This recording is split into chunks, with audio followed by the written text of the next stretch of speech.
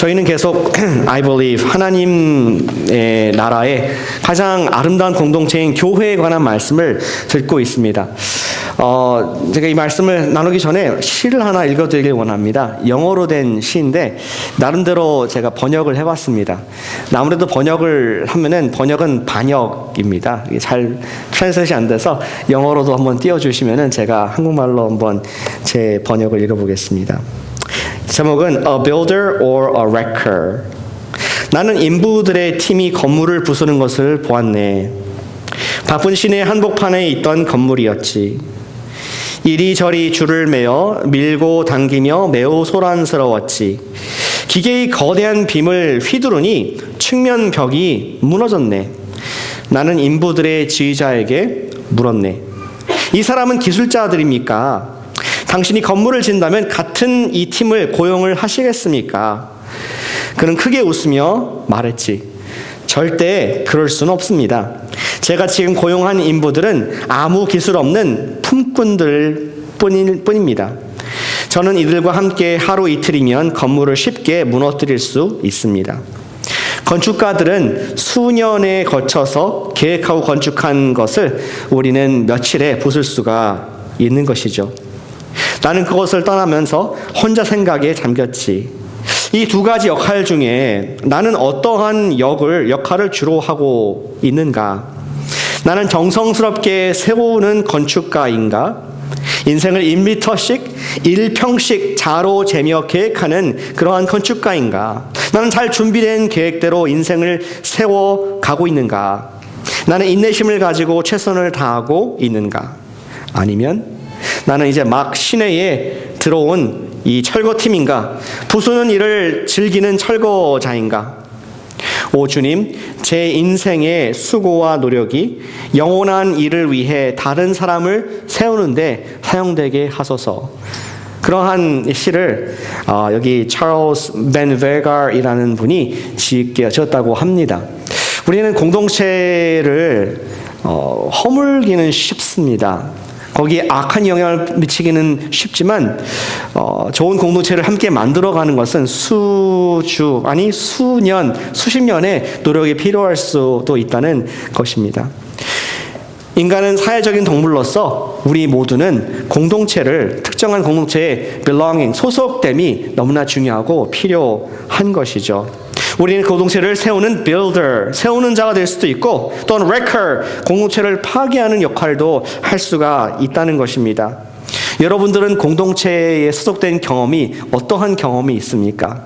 Good or bad, bitter or sweet. 우린 다른 사람들을 세워주는 공동체를 복되게 하는 그러한 builder가 되어야 하겠습니다. 지난주에 우리는 교회가 무엇인가 보았습니다. 교회는 너와 내가 하나 된 곳이다. 먼저는 예수님과 내가 하나가 된 곳이고 또 내가 너와 하나 된 것이며 하나 된 우리가 하나님의 Temple of God, 성전으로 지어져 가는 곳이라고 우리 교회에 대해서 하나님 말씀을 보게 되었습니다. 오늘은 하나 된 우리가 어떻게 이렇게 지어져 갈 수 있을까? 허무는 교회가 아니라 지어져 가는 교회, 함께 세워가는 교회를 어떻게 세울까 하는 것이 오늘 말씀의 제목입니다. 추상적인 교회를 구체적으로 세우는 방법들을 우리 말씀 속에서 보고 우리 코너스톤 교회를 어떻게 우리가 세워서 하나님의 임재가 가득한 그런 성전이 되게 할 수 있을까? 그러한 고민을 우리가 함께 말씀과 씨름을 해보기를 원합니다. 우리 말씀에 대한 이 질문에 대한 답은 여러분들의 주보에 친절하게 제가 넣어드렸습니다. 그래서 보시면서 말씀과 비교하면서 우리가 적용을 했으면 좋겠습니다. 교회를 어떻게 세울 것인가? 첫 번째, 우리 함께 따라해 주시면 대단히 감사하겠습니다. 성도를 함께 세운다.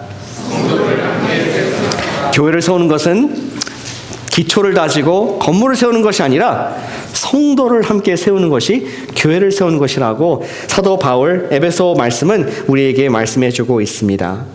우리 4장 11절부터 말씀인데 이 에베소 편지를 쓴 이 바울은 자기가 3년이나 투자한 그 사랑하는 교회에게 이제 교회가 무엇인가, 그 신비가 무엇인가 막 흥분되어서 그는 펜을 처음부터 끝까지 놓지 못하고 한 번에 쓴 편지가 바로 에베소서로 보여집니다. 그리고 어떻게 교회를 우리가 세울 수 있을 것인가, 그 비밀을 우리에게 하나씩 풀어주고 있습니다. 11절과 12절은 바로 그 내용입니다. 교회는 성도를 세우는 것이 교회를 세우는 것이다 말씀을 하면서 성도를 세우라 합니다. 근데 먼저 성도에 대한 말씀하기 전에 리더들에 대한 명칭들이 나옵니다. 어떤 명칭들이 있습니까? 어떤 직책들이 있습니까? 거기 보시니까 11절에 사도하고 선지자가 나옵니다.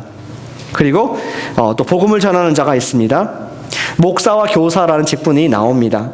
우리 1세기 때 어떤 직분이 있냐 보기 원하시면 여기 보시면 됩니다. 그때는 우리가 갖고 있는 뭐 안수 집사님, 또 목자님, 또 우리 바이블 티처들은 있지 않았지만 다른 이름으로 그 리더들이 있었음을 보게 됩니다.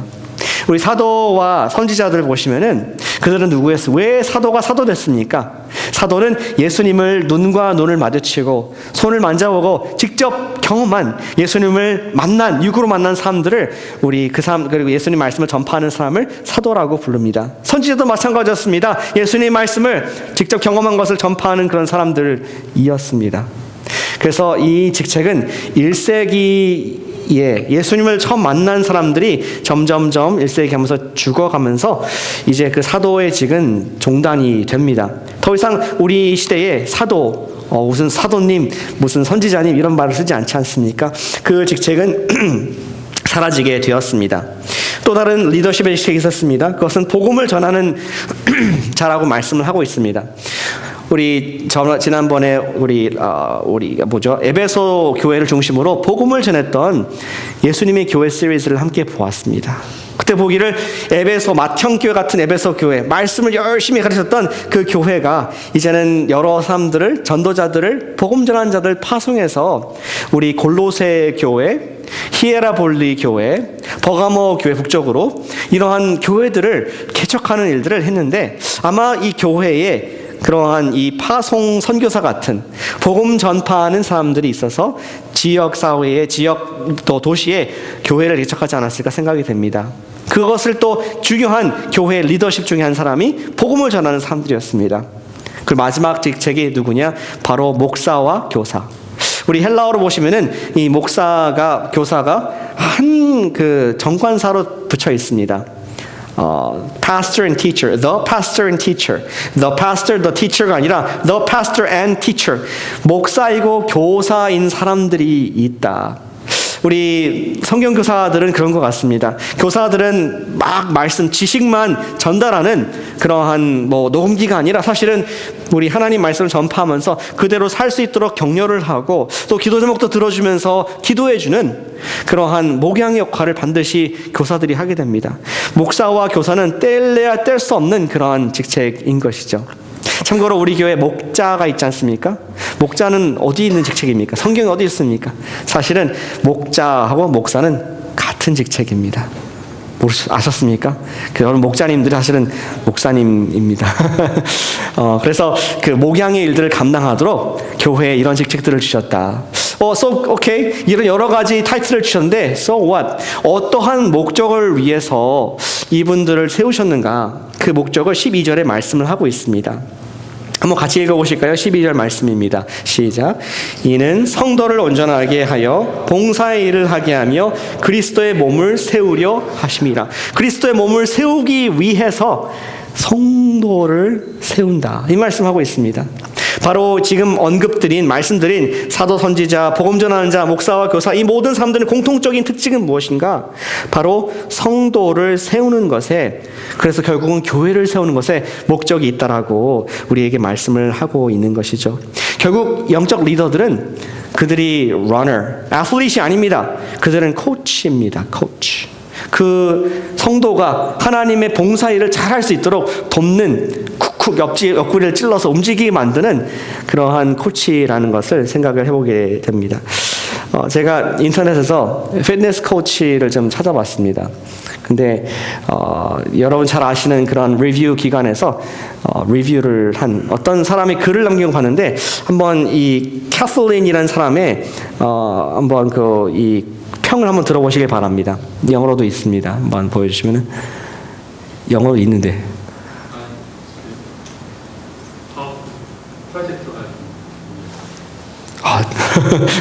예, 저만 볼 수 있군요. 예, 아쉽습니다.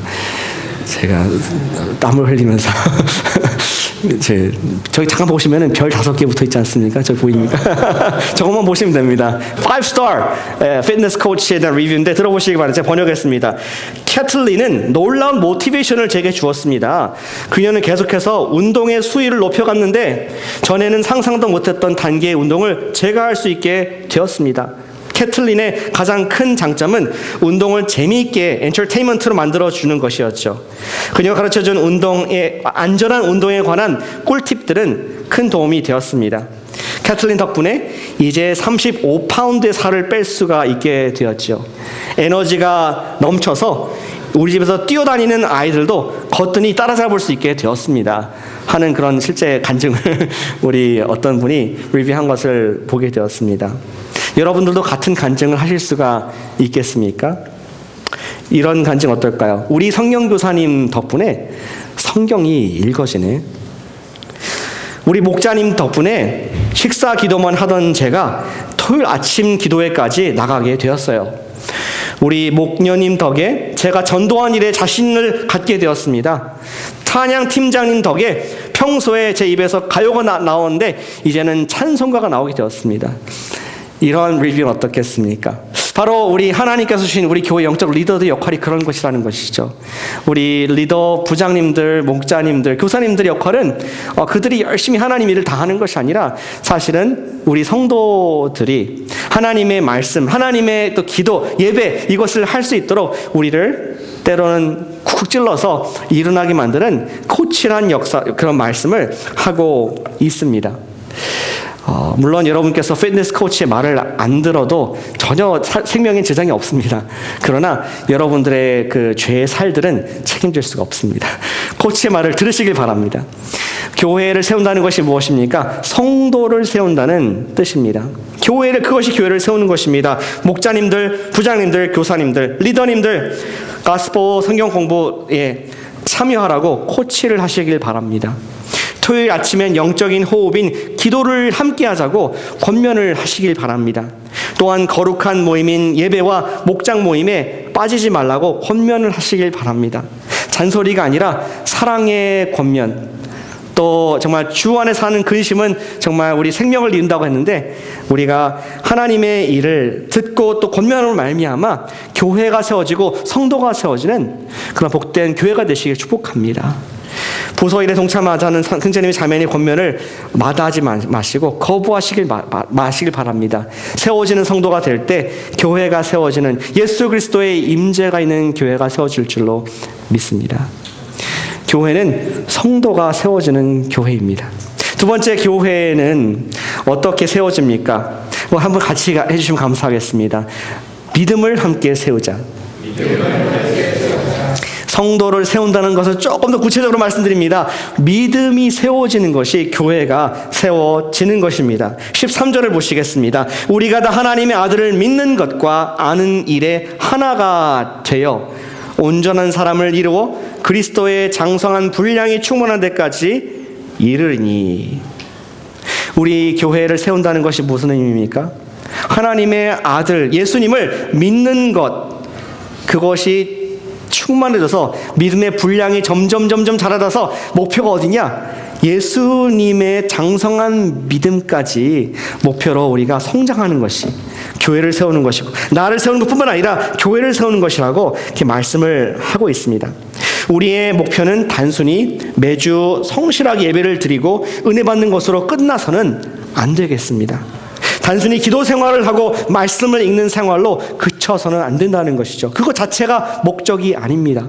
우리가 하는 경건 생활, 우리가 모이는 힘쓰는 그 모든 것들은 사실은 우리가 믿음을 자라가게 하는, 믿음이 세워지지 않는다면 아무 의미가 없는 그런 일들이 될 수가 있습니다.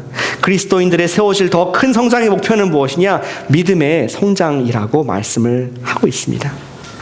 우리가 도달할 목표는 예수님만큼의 믿음이 되는 것입니다. 그렇다면 예수님은 어떠한 믿음을 가지셨습니까? 한번 생각해 보셨습니까? 예수님께서는 어떤 믿음이 있으셨을까? 그 답을 히브리서 12장 2절에서 저에게 주고 있습니다. 우리 한 목소리를 읽어보실까요? 히브리서 12장 2절 말씀 읽습니다. 시작.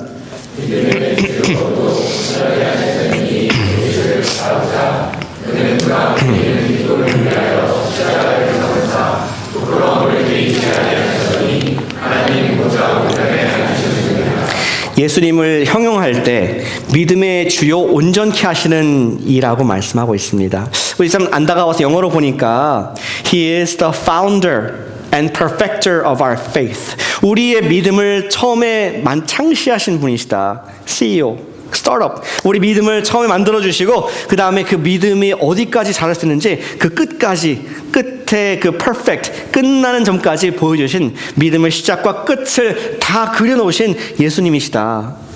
믿음의 주님이시죠. 그야말로 우리말로. 그 예수님께서 우리의 믿음의 표본이다라고 말씀을 하고 있습니다. 그렇다면 그 믿음의 시작과 끝을 규정하신 예수님 자신은 어떠한 믿음의 모습을 보이셨습니까? 바로 그 구절 우리 읽은 그 부분이 예수님의 모델을 설명하고 있습니다. 그의 믿음은 앞에 있는 기쁨을 위하여 십자가를 참으신 믿음이라고 합니다. 그리고 부끄러움을 개의치 아니하시고 하나님 보좌 우편에 앉으시는 믿음. 조금 더 요약해서 말씀드리면 예수님께서는 그가 죽음도 두려워하지 않는, 하나님께서 나를 부활할 것을 믿기 때문에 내 몸을 과감하게 십자가에 던질 수 있는 그런 하나님께 대한 신뢰와 든든한 믿음, 그것이 예수님의 믿음의 분량이라고 성경은 소개를 하고 있습니다. 그것으로 말미암아 예수께서는 하나님의 보좌의 우편에, 우주의 가장 높은 자리에 하나님과 동등된 위치에 앉으신 것을 성경은 말씀을 해주고 있습니다. 예수님 믿음의 수준은 부활을 바라보시며 현재 앞에 있는 십자가의 수치를 참을 수 있는 그러한 믿음이었습니다. 그분은 자신의 생명을 아버지 하나님께 완전히 맡기는, 생명까지도 맡길 수 있는 그러한 신뢰, 하나님께 대한 흔들림이 없는 그런 온전한 신뢰가 있었습니다. 왜 한국에서나 또 미국에서 하는지 모르겠지만 회사의 연수나 수련회 때 그런 것들을 하지 않습니까? 한 사람을 강단에 이제 올라오라 그러고 한번 불러볼까요? 저희도 안 하겠습니다. 다 두려워하시는 것 같아서 이렇게 뒤를 돌아선 다음에 눈을 감으라. 그리고 넘어져라. 혹시 해보신 분 계십니까? 회사에서 그런 연수 때 굉장히 무섭습니다. 그리고 묻습니다. 이 사람한테 지금 당신이 넘어지면은 당신의 회사 동료들이 당신을 받아줄 것이라고 믿느냐? 어떻게 믿어요? 이제 뭐 같이 그냥 회사에 같이 있는 사람들인데 교회도 아닌데, 그런데 그냥 믿는다고 얘기하고 또 담대하게 확 뒤로 넘어져요. 그러면은 얘기하는 동안에 또 막 손짓 잡아더라고, 빨리 뭐라고 해가지고 딱 잡아줬을 때 정말 이렇게 믿음이 확인되는 그런 일들을 하게 됩니다. 회사에서도. 근데 예수님께서도 저는 비슷한 생각이 들었습니다. 예수님께서 어떤 믿음이셨냐? 그는 단순히 이게 넘어지는 그런 믿음 정도 아니라 내 생명을 아예 그냥 하나님께 맡겨버리는, I give my soul to you. 하나님께 그냥 맡겨. 내가 그냥 죽는다 하더라도 내 생명이 끊어진다고 한다 할지라도 하나님께서 나를 부활시키실 수 있는 분이시고 나를 부활시키실 것이라는 것을 믿는 믿음 가운데 그는 안심하고 하나님께 자기의 생명을 바칠 수 있는 그러한 믿음의 주요 온전하게 하신 이라고 설명을 하고 있습니다. 그것이 우리에게 말씀하는 믿음의 장성한 분량까지 이르라는 대단한 도전을 우리에게 하고 계십니다. 예수님은 하나님 아버지를 친밀하게 아셨고 그분을 알았기에 그분에 대한 온전한 신뢰가 가능한 것을 보게 됩니다. 그것이 13절의 그 말씀입니다. 우리가 하나님의 아들을 믿는 것과 아는 것 하나가 돼요. 우리가 예수님을 알면 알수록, 하나님을 알면 알수록 그분께 우리의 인생을 무게를 둘 수가 있습니다. 하나님은 정말 선하신 목자시구나. 내가 맛보아 알게 된 것입니다. 하나님은 정말로 나의 모든 죄를 용서하기 위해서 아들 예수 그리스도를 온전히 희생시키고 그 증거로서 부활을 허락하셨구나. 그것이 정말 알면 알수록 더 깊은 신뢰와 믿음이 주어져서 결국은 우리는 내가 전에는 과감히 할 수 없던 일들을 믿음의 이름으로 하게 되는 그러한 영적 성장, 믿음의 성장을 할 수 있다는 말씀을 하고 있습니다. 교회는 어떤 곳입니까? 우리의 믿음이 키가 성장하는 곳인 것을 믿으시길 바랍니다. 교회를 통해서 교회와 함께 우리가 믿음의 성장을 해야 된다, 할 수 있다라고 말씀을 하고 있습니다. 하나님을 아는 장성한 믿음이 있는 성도는 그 결과 14절에 온갖 속임수, 간사한 유혹에 빠져 교훈의 풍조에 밀려 요동하지 않게 된다라고 우리에게 결과를 말씀해 주고 있습니다. 우리 사도 바울의 시대도 그렇고 지금도 그렇지만 많은 이단들과 또 사탄의 속삭임이 우리 삶 가운데 있습니다. 근본적으로 어떤 속삭임입니까? 사탄의 목적은 무엇입니까? 이날의 목적은 무엇입니까? 사랑하는 우리가 철석같이 믿고 있는 하나님 아버지에 대한 신뢰에 금이 가도록 하는 것이 목적인 것입니다. 우리가 믿고 있는 그 믿음을 흔들리게 하는 것이 목적입니다. 잘못된 하나님에 대한 지식. 무슬림이 무서운 이유는 그들이 여호와 또 우리 아브라함의 하나님을 징계하는 하나님, 그리고 우리의 구원은 우리가 노력을 해서 얻어야 되는 그러한 알라로 잘못 선전하면서 잘못된 지식을 통하여서 믿음을 갖지 못하도록 우리 흔들고 사랑이 아닌 두려움으로 순종하게 만드는 그러한 성경의 하나님과는 전혀 다른 그런 혼미한 속임수를 쓰고 있음을 우리는 볼 수 있어야 하겠습니다. 우리의 믿음이 성장하기 위해서는, 그리고 우리가 든든한 반석에 서기 위해서는 주님을 알고 그분을 아는 지식이 깊어지면서 믿음이 생겨서 우리는 온갖 속임수와 유혹도 이길 수 있다는 말씀을 하고 있습니다. 그렇다면 예수님은 유혹을 안 받으셨을까요? 믿음의 주요 온전케 하시는 이 예수는 믿음의 유혹이 없으셨습니까?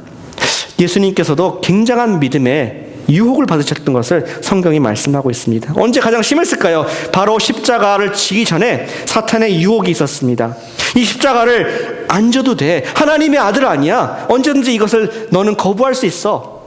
하면서 이 잔을 내게서 피하도록 하는 유혹이, 실제적인 유혹이 있었음을, 우리는 거짓 사탄의 속삭임이 있었음을, 하나님 아버지와 아들을 분리하고자 하는 하나님의 뜻과 아들을 분리시키는 유혹이 있었음을 보게 됩니다. 누가복음에 22장에 보시면은 예수께서 이런 말씀을 하십니다. 39절에 예수께서 나아가서 습관을 따라 감난산에 가심에 제자들도 따라갔더니 그곳에 이르러 그들에게 이르시되 유혹에 빠지지 않게 기도하라 하시고, 예수님께 제자들에게 유혹에 빠지지 않도록 기도하라 하시면서 본인이 유혹을 느끼셨기 때문에 그런 기도를 요청하신 것이었습니다. 그리고 얼마 지나지 않아서 예수님께 그런 기도를 하십니다. 당신의 뜻이여거든 이 잔을 내게서 치워주십시오. 그러나 나의 원대로 마시고 아버지의 뜻대로 하시옵소서 하면서 하나님의 뜻에 굴복하는, 아버지께 내 인생을, 내 생명을 맡깁니다. 하나님께 온전한 신뢰를 결국에는 드림을 말미암아 믿음의 완성자가 되시는 예수님 모습을 우린 성경에서 보게 됩니다. 사탄은 우리의 가장 어려운 순간에 하나님의 선하심을 의심하게 만듭니다. 평소에는 하나님을 찬양하고 나의 주, 나의 하나님이라고 사랑 고백을 할 수 있지만 인생에 어려움이 왔을 때, 뜻하지 못한 그러한 재정적인 스트레스에, 건강에, 가족에 어려움이 왔을 때 사탄은 속삭입니다. 하나님이 정말 너를 징계하셔서 이런 어려움을 주시는 거야. 하나님은 너를 돕지 못해. 사람을 의지해야지. 여러 가지 돈을 의지해야지 하면서 우리로 하여금 하나님과 사랑의 관계, 또 믿음을 금이 가게 하는 그런 유혹이 지금도 그대로 있음을 우리가 직시하기를 원합니다. 믿음을 세운다는 것은 우리가 하나님을 아는 바른 진리의 지식을 매일매일 듣고 그 바탕으로 믿음을 갖게 되는, 조금씩 연약하지만 작은 겨자씨 같은 믿음이지만, 아직 그리스도의 장성한 분량까지 이를 때는 아직 멀었지만, 그러나 내가 조금씩 자라갈 수 있는, 예수님을, 하나님을 신뢰할 수 있는 깊이가 더해가는 성도가 될 때 우리는 세워지는 교회가 된다. 주님께서 영광 받으신 교회가 된다는 말씀을 저와 여러분들에게 하고 계신 것입니다. 믿음을 세우시길 바랍니다. 아멘. 몇 분에게 정말 우리 코치의 마음으로 하시길 바랍니다. 믿음을 세우시길 바랍니다. 사랑하는 눈을 가지고 말씀해 주시길 바랍니다. 믿음을 함께 세웁시다. 아멘. 처음에는 하나님이 계시다는 것을 인정하는 작은 겨자씨만한 믿음일지 모르겠습니다. 그러나 매일 예수님이 누구신가를 배우고 경험해가면서 우리는 예수님께 대한 믿음을 성장시켜야 하겠습니다. 예배, 성경 공부, 찬양, 기도, 전도 등 모든 것들은 예수님을 알아가는 과정들이고, 그것으로 우리는 그분에 대한 신뢰를 점점 세워가게 되는 것입니다. 예수님을 알아가는 것, 참되신 예수님이 누구신가를 알아가는 것, 그래서 믿음을 세우는 것이 목표가 되겠습니다. 알아가는 것과 믿는 것은 깊은 관계가 있습니다. 젊은 남녀, 그들은 수백 번, 수천 번을 데이트하면서 만납니다. 그러면서 서로 알아가고 신뢰를 쌓아갑니다. 저희는 너무 많이 돈이 들어서 빨리 결혼을 했습니다. 만날 때마다 돈이 많이 들었어. 근데 계속 만나는 이유가 서로 알아가기 위해서. 정말 이 남자 또 이 여자가 내가 함께 인생을 살아갈 수 있는 그런 사람인가 기대하는 마음으로 계속 알아갑니다. 그러다가 신뢰가 쌓여갑니다. 그러다가 완전한 신뢰가 생길 때에 한 사람이 hopefully man to woman 결혼 청혼을 하게 되는 것이죠. 그리고 결혼한 이후에도 결혼 생활은 서로 더 깊은 신뢰 관계로 들어가는 과정이라고 우리가 볼 수가 있습니다. 그래서 나중에 20년, 30년 되면은 점점 나는 내 배우자 없이는 정말 살 수 없는 배우자에게 많은 의존을 하게 되는 그리고 신뢰의 관계로 깊은 관계로 들어가는 것이 정상적인 우리 가정생활인 것을 알게 됩니다. 예수님과의 관계도 그러하다 생각합니다. 그분과 다양한 방법으로 데이트를 우리는 하고 있습니다. 예수님과 만나는 시간 바로 예배 시간입니다. 예수님 나의 사랑하는 나의 신랑 되신 예수님과 그분의 음성을 듣는 시간이 말씀을 보는 시간입니다. 나의 정말 연약한 것까지도 간구하는 시간이 기도 시간입니다. 우리 예수님과 만나는 데이트가 또 목장 모임이 될 수가 있습니다. 우리는 이러한 것들을 통하여서 예수님께 대한 신뢰를 쌓게 되고 결국 믿음을 쌓게 된다는 말씀이시죠. 저는 목사로서 가장 보람된 순간 중에 한 순간이 바로 성도님들이 믿음이 성장하여서 봉사의 일을 하고 또 때로는 직분도 받게 될 때 저는 참 감사하고 보람이 됩니다.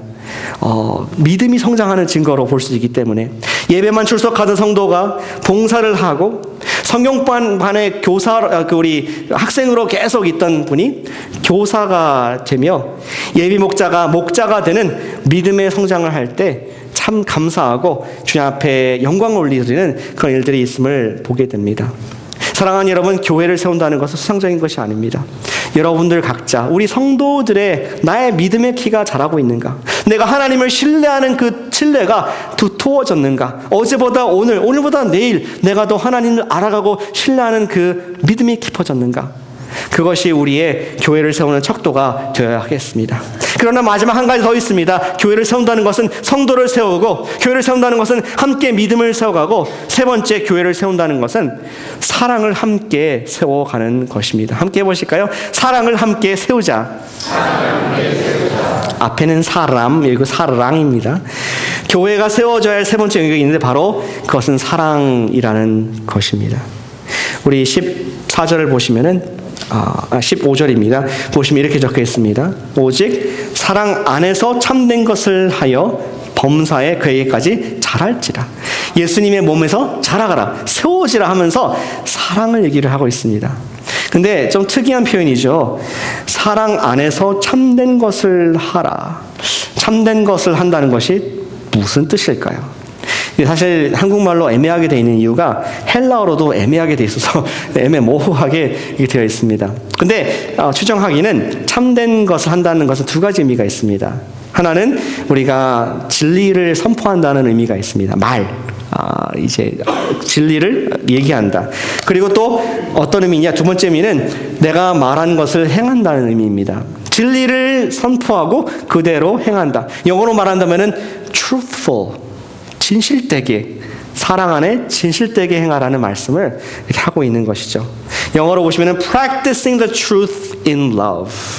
사랑이 짬뽕이 된, 결합이 된 그러한 진실된 말과 행동.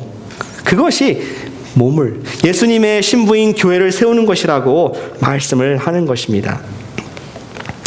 따라서 거짓 유혹과 거짓 교리를, 특별히 사탄의 유혹을 우리가 물리쳐야 되는데, 우리가 진리를 많이 얘기하다 보면은 옳고 그름이 정말 너무 중요한 것이 될 때가 있습니다. 근데 우리가 상대를 세우고 살리기 위한 사랑의 마음의 동기가 되어서, 사랑에 적셔진 상태에서 사랑이 충만해서 옳은 것을, 옳고 그름을 분별하는 것이 교회를 세우는 것이라고 말씀을 하고 있습니다.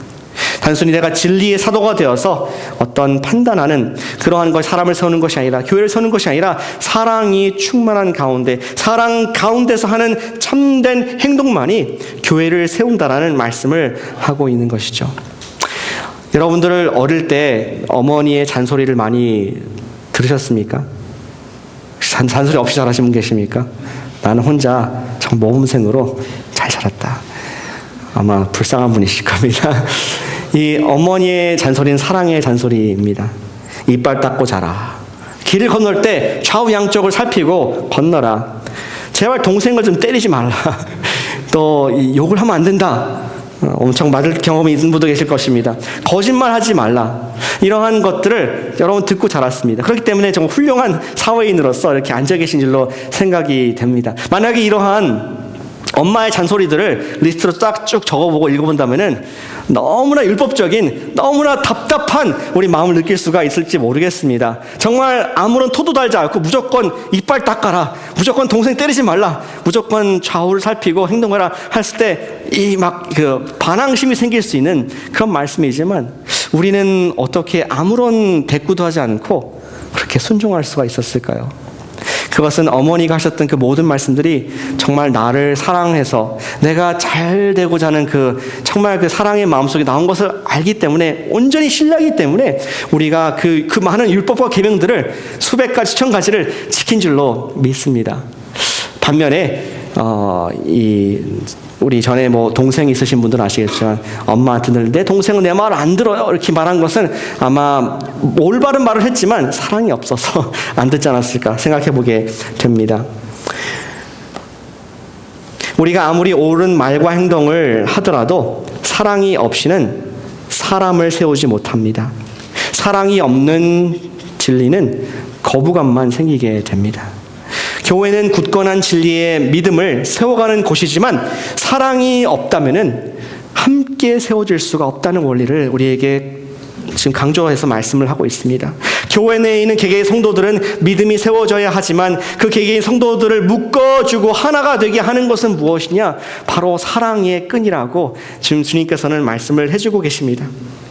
교회는 반드시 사랑을 세워가야 합니다. 근데 어떻게 가능합니까? 여러분들은 마음속에 불끈불끈 사랑하는 마음이 막 생겨서 옆에 있는 분을 무조건 도와주고 싶고 섬기고 싶고 그렇습니까? 그렇지 않을 수가 있습니다. 우리 답을 좀 다음 구절을 찾아보길 원합니다. 16절 보시니까 여러 가지 동사들이 나옵니다. 그에게 온몸의 마디를 통하여 도움을 받고 연결되고 결합되어 사랑 안에 스스로 세운지라 하면서 이게 서로 이렇게 상호 인터랙션을 통해서 사랑이 된다는 것을 우리 힌트를 얻게 됩니다. 사랑하는 것은 짝사랑이 아닙니다. 나만 혼자 막 이렇게 누군가를 흠모하고 사랑하는, 여기는 전혀 모르고 있어요. 그게 아니라 서로 인터랙션, 서로의 필요를 채워주는 것을 통해서 사랑이 싹튼다고 말씀을 하고 있습니다. 그렇다면 여러분들은 자연스럽게 다른 사람들의 필요를 어떻게 사랑으로 채울 수가 있습니까? 내 옆에 있는 분을 어떻게 섬길 수가 있습니까? 제가 비교를 알려드리겠습니다. 마지막 적용을 같이 따라해 주시면 대단히 감사하겠습니다. 예수 그리스도로 옷 입자. 로마서 말씀을 함께 읽어보겠습니다. 13장 14절 말씀입니다. 시작. 오직 주 예수 그리스도로 옷 입고 정욕을 위하여 육신의 일을 도모하지 말라. 우리는 그냥 자연스럽게 사랑할 마음이 안 생기는 그러한 어쩔 수 없는 죄인입니다.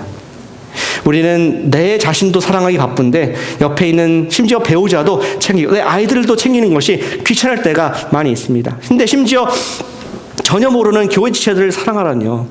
정말 거의 불가능에 가까운 명령일 수가 있지만 주의 말씀은 말씀하기를 예수 그리스도로 옷 입을 때에 정욕을, 나를 위해 사는 삶, 육신의 일을 도모하지 않을 수 있다라고 말씀을 합니다. 여러분들은 제가 그냥 한 분 찍어서 물어볼게요. 명재 형제는 이 세상에서 가장 우리 친절한 사람이 누구라 생각합니까? 직업 중에서 가장 친절한 직업이 누굴까요? 조금 더 구체적으로 말한다면 하나만, 저건 정말 천사일 거다, 날개 온 천사다, 그런 있습니까?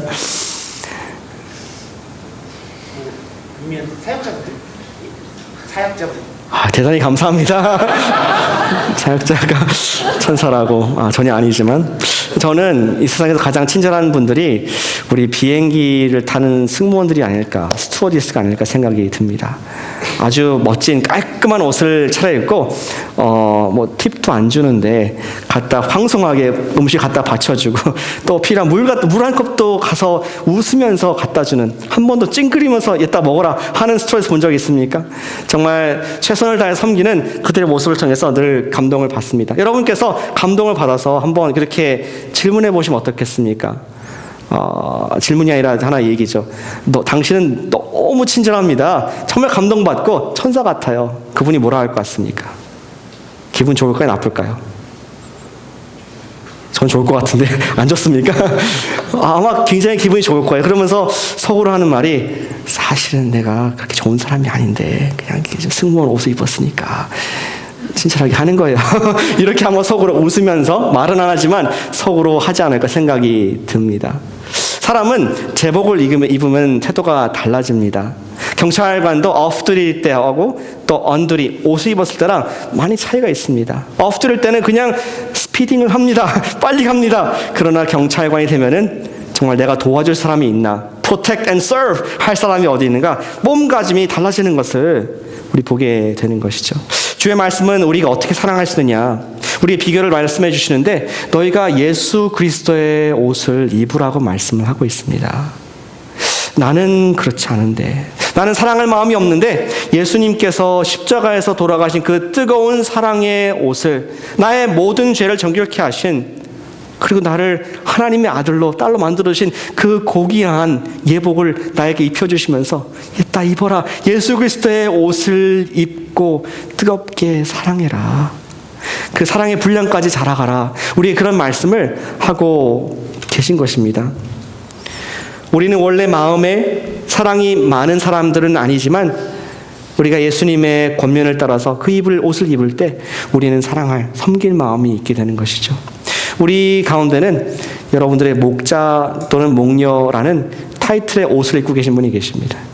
여러분 중에는 부장이라는 옷을 입고 계신 분이 계십니다. 여러분 중에는 성경교사라는 그런 아름다운 옷을 입고 계신 분이 계시는 것이죠. 여러분들의 학생들이 물을 것입니다. 우리 선생님은 어떻게 그렇게 자기 간식을 시간을 투자하면서 우리를 성실하게 가르쳐 주십니까?